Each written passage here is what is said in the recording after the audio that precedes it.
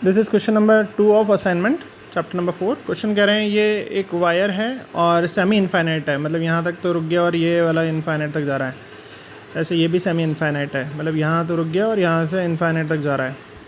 बोल रहे इसमें करंट आई बह रहा है और इधर आई बह रहा है, और पूछ रहे हैं ये पॉइंट P जो कि A, B पर है। ठीक है, ये आपको कोऑर्डिनेट दे दिए P पॉइंट के। यहाँ से तो B दूरी पर है, यहाँ से A दूरी पर है, मतलब ये वाली दूरी A है, मतलब इसका नाम A मान लेते हैं। तो x कोऑर्डिनेट A है और ये हाइट ये वाला इधर मान लो, तो ये y कोऑर्डिनेट है, ये y कोऑर्डिनेट है, y कोऑर्डिनेट B है। अब अगर ये A है और ये B है, तो ये हाइपोटेनस कितना हो जाएगा, √(a² + b²। ये एंगल θ1 θ2 दे रखा है। तो हमें यहाँ पे मैग्नेटिक फील्ड इंटेंसिटी फाइंड करनी है। हम ये जानते हैं कि मैग्नेटिक फील्ड इंटेंसिटी का एक फॉर्मूला होता है KI/A sin φ1 + sin φ2। तो सबसे पहले ये जो तार है 1 नंबर जिसको दिया है, इसकी मैग्नेटिक फील्ड इंटेंसिटी इस जगह पे हम पता करेंगे। तो यहाँ पर B हो जाएगा KI/A। A का मतलब ये दूरी कितनी है, इस वाले फर्स्ट तार से ये दूरी कितनी है, B है। तो यहाँ पर उस A का मतलब डिस्टेंस था ना, तो यहाँ पर डिस्टेंस B नाम दे देंगे। साइन θ1 ये हो गया। साइन θ2 का मतलब वो इनफाइनाइट लॉन्ग है, जाता ही जा रहा है। तो यहाँ पर ये एंगल कितना बन रहा है, अप्रोचिंग टू, यहाँ पर एंगल कितना बन रहा है, अप्रोचिंग टू 90 डिग्री। तो साइन 90 रख देंगे, साइन 90 की वैल्यू 1 हो जाएगी। तो इस तरह से साइन π/2 हो गया 1।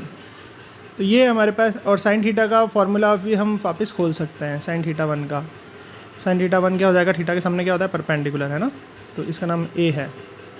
साइन θ1 का नाम क्या हो जाएगा, परपेंडिकुलर अपॉन हाइपोटेनस। तो साइन θ1 को हम ऐसे लिख सकते हैं। इसी तरह से जो दूसरा तार है उसका फॉर्मूला क्या हो जाएगा, KI/A, और जैसे यहाँ पर A/, ये आया है ऐसे, उसमें ये आ जाएगा। सेम तरीका है, मतलब कहने का मतलब ये है कि B2 आप निकालेंगे तो KI/A लिखेंगे sin θ1 + sin θ2। अब θ1 को वही लिख देंगे, परपेंडिकुलर अपॉन हाइपोटेनस, है ना। इधर देखेंगे, यहाँ पर आप ये थीटा इसको मानेंगे, है ना, सेकंड तार के लिए। तो इसका फॉर्मूला क्या है, परपेंडिकुलर मतलब ये वाली लंबाई कितनी थी, B अपॉन हाइपोटेनस।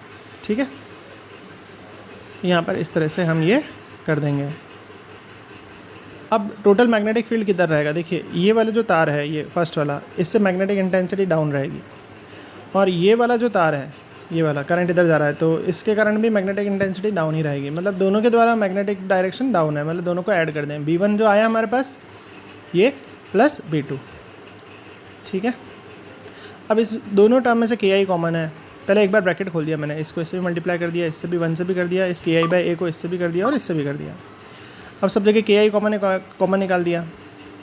अब यहाँ पे बचा 1/B, यहाँ बचा 1/A, तो उसको ऐसे लिख दिया। प्लस यहाँ पर बचा है हमारे पास 1/√a² + b² और ब्रैकेट में A/B, है ना, ऐसा लिख दिया। ठीक है, उसके बाद क्या करा, यहाँ पर AB का एलसीएम ले लिया, ये AB हो गया, और यहाँ B हो जाएगा, यहाँ A हो जाएगा। ऐसे यहाँ पर AB का एलसीएम ले लिया, AB हो गया, यहाँ A² हो जाएगा, यहाँ B² हो जाएगा। अब ये रूट है, इसको भी हम ऐसे 2 बार रूट के रूप में लिख सकते हैं। A² + b² को √a² + b², √a² + b²। बात तो एक अंडर रूट वाले से एक अंडर रूट कट जाएगा, तो खाली ये ऊपर बचा रह जाएगा। चाहें तो K की वैल्यू μ0/4π भी रख सकते हैं, बाकी यहाँ तक भी सही है। इस तरह से क्वेश्चन सॉल्व होगा।